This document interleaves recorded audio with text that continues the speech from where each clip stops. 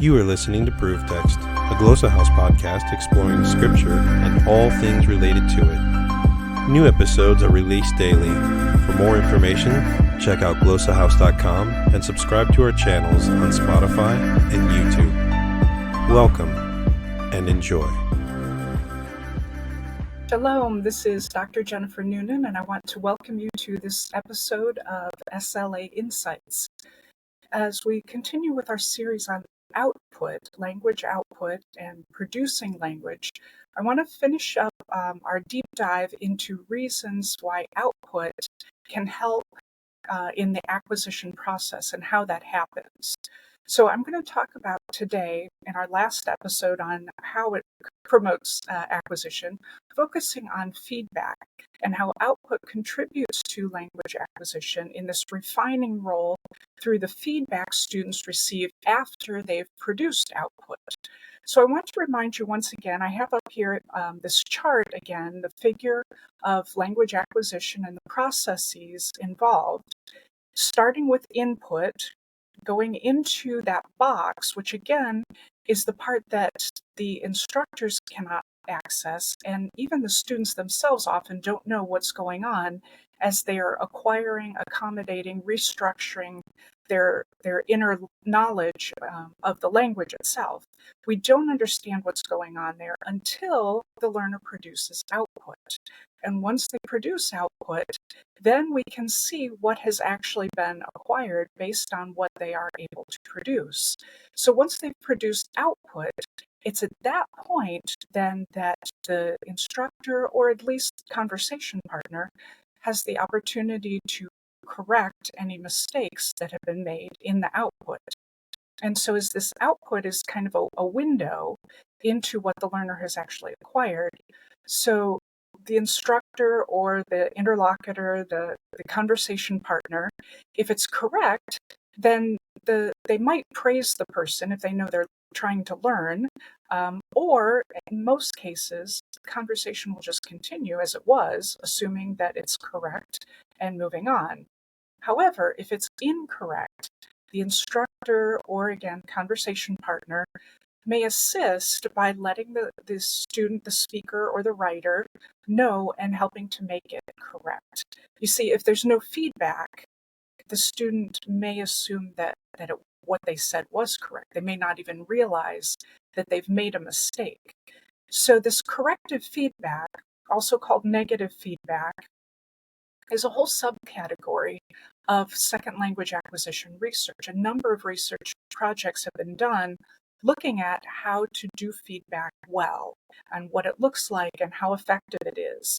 And so what I'm going to do in this episode is work through several different options you have as a teacher in providing feedback for your students once they've produced output. The first, and perhaps the most familiar, is going to be in the native language, in L1, as explicit correction. And this is going to be often, not always, often in the form of metalinguistic feedback. Now, metalanguage is the vocabulary that is used to describe various linguistic phenomena. It could be the participle, it could be a verb form, present active indicative. Those are all metalanguage. In other words, the words we use to describe the language. So if you're going to give feedback that's metalinguistic, you're going to use one of those vocabulary items to correct the student. So you might say, well, no, that adjective needs to be feminine. Or you might review the grammar rules. For example, the teacher might say, well, what did I tell you about where the verb goes in the sentence? Or let's look at that paradigm again, and you can see it takes this verb takes this ending. Or you might say, well, this isn't the right vocabulary word for this particular situation. You need to change it because of the context, for example. So those are all examples of metalinguistic feedback, usually given in L1. But for those who are looking to promote immersion in the classroom, keeping as much in the target language as possible, you may not be looking at L1 responses or meta-language for your responses. So there's some other possibilities when giving feedback. One example is just exact repetition, perhaps with a little emphasis on the incorrect form. So the teacher repeats the incorrect utterance verbatim, in an attempt to help the students hear or recognize their answer. So the the instructor may echo back to the student, "He swimmed yesterday," or something to that effect, to help them recognize, oh, there was a mistake that was made.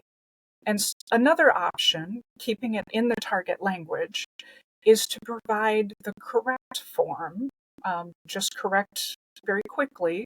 So if the student says, "He throwed the ball," the teacher can say "threw," to remind them, no, that "he threw the ball" would be the correct way to say it. Another way to keep it in the language, in the target language, is to provide a request for clarification. You as a teacher should know what was said wrong and what needs to happen to correct it. But to continue and make it a negotiation of meaning, you could say, "Please say that again," hoping the student will catch that and correct the error the next time around. Or you could say, "Well, did you mean," and kind of restate it one way or the other to say, "Is that really what you were trying to say?" Or you can play dumb. If the student says he ordered 30 ice creams instead of 3, for example, the teacher could respond, again, in the target language, "Well, if we give him 30 scoops of ice cream, that might be too many." And so doing something like that can help alert the student that an error has been made. But doing it in the target language, again, to keep with an immersion type setting. Another way of doing it is what's called recast. And a recast is repeating the student's utterance, but correcting the mistake, not as an exact repetition, as I talked about earlier, but fixing the mistake by saying it back to them. So in the earlier example, if the student says, "I want 30 scoops of ice cream," the teacher can come back with, "Oh, do you mean I want 3 scoops of ice cream," to help them correct the error. And again, this keeps the negotiation of meaning and the conversation all in the target language, rather than stepping out into the native language to correct errors with metalinguistic feedback and that kind of thing. There's one other approach to providing feedback that's a little unique, and there has been some research done on it.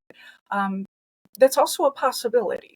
And in this case, it's this type of feedback is called the garden path technique, where a teacher introduces a new grammatical form, say adding S to make things plural in English, as an English example.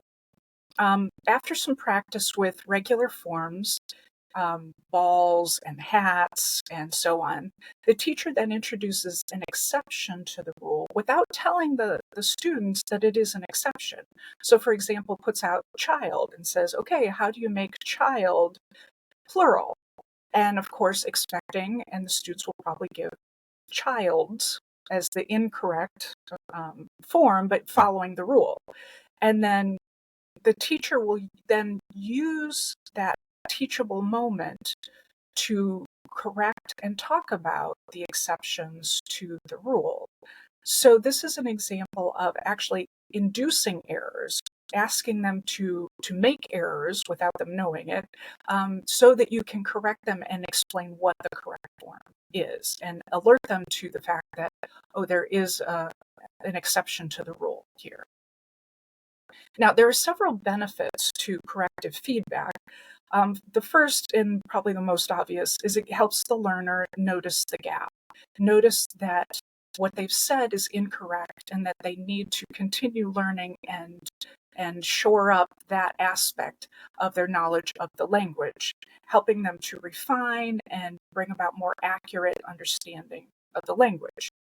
A couple other benefits, though. If the feedback is given in the language, it becomes further input for processing and promoting acquisition. And this goes back to this diagram again that I have up, where the negative feedback here, especially if done in the language, is brought back around as more input for the student. So the negative feedback then can be a way of promoting and providing more input, which again is essential for language acquisition. Now, if the feedback is given in the flow of conversation, the immediate feedback can also be very effective and more effective than, say, delayed feedback. So if you're in the midst of a conversation and correct the student right then and there on the spot, that immediate feedback is going to trigger further and deeper language learning than if you gave them delayed feedback a day or two later, say on a written assignment.